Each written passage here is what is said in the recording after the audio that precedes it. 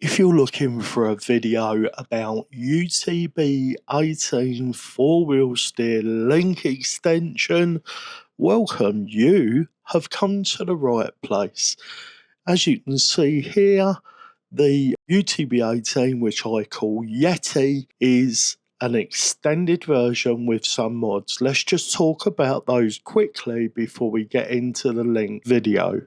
Yeti is running 75mm shocks on the front and 85mm in the rear. If you're interested in picking any of these items up, I will leave links to everything below.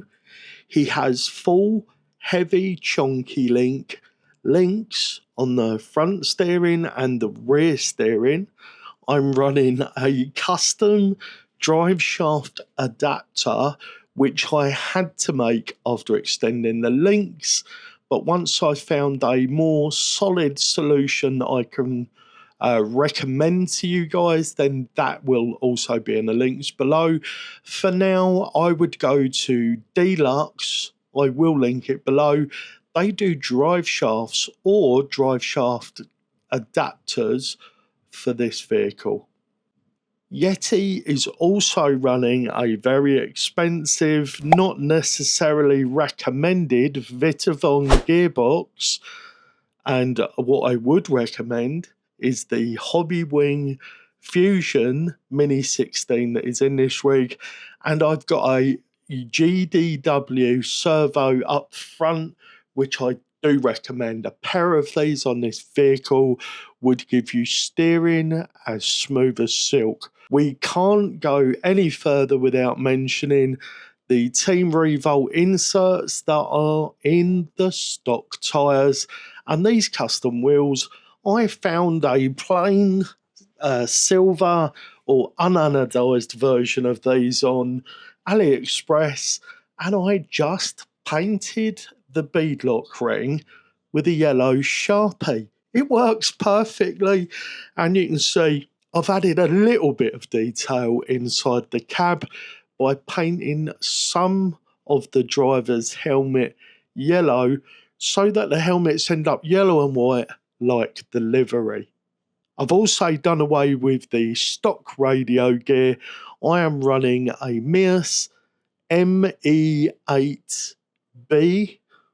Is that what it's called?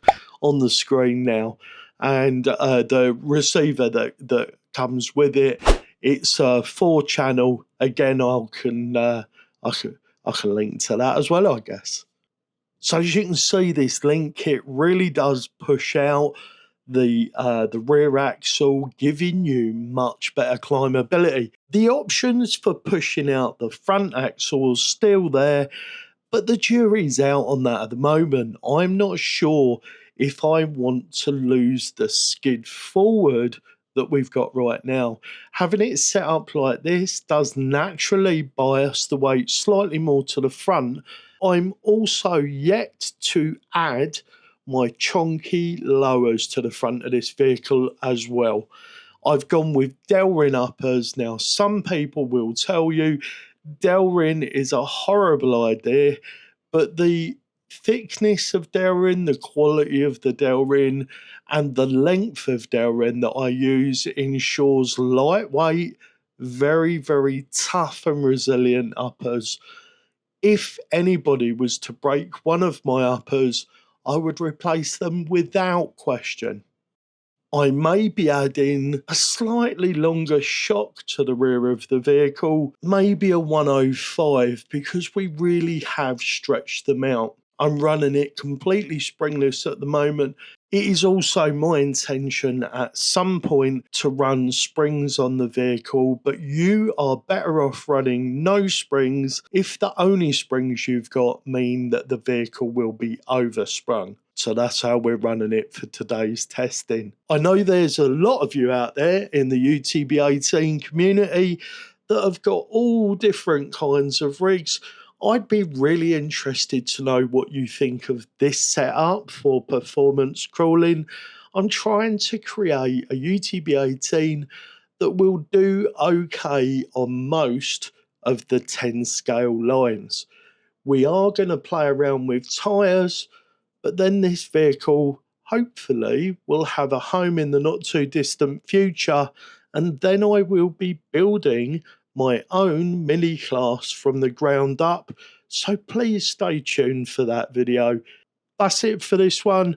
No matter the question, guys, love is always the answer. An act of love would be hitting the like and subscribing, and for that I thank you. And up she goes. Bye for now. Now, I'm famous for saying I hated this vehicle. I'm not infamous, maybe not famous, but no.